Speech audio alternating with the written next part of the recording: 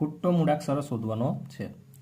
B E I N T. તો હવે next મૂળાક્ષર કયો આવશે? બરાબર. હવે આપણે અહીંયા આપેલ આલ્ફાબેટ વચ્ચે રિલેશન શોધવાની પ્રયત્ન કરીએ. બરાબર. હવે અહીંયા તમે બીમાંથી ઈ આવ્યા એટલે કોને કોને છોડી દીધા? તો કે સી અને ડીને છોડી દીધા.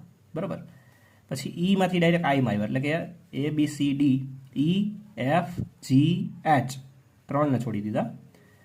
આઈ પછી જે કે એલ એમ. બરાબર. પેટર્ન પકડાઈ. અહીંયા 2 છોડ્યા, અહીંયા 3 છોડ્યા, અહીંયા 4 છોડ્યા. તો અહીંયા કેટલા છોડાય છે? 5 છોડાય છે. તો હવે અહીંયા કેટલા છોડાય છે?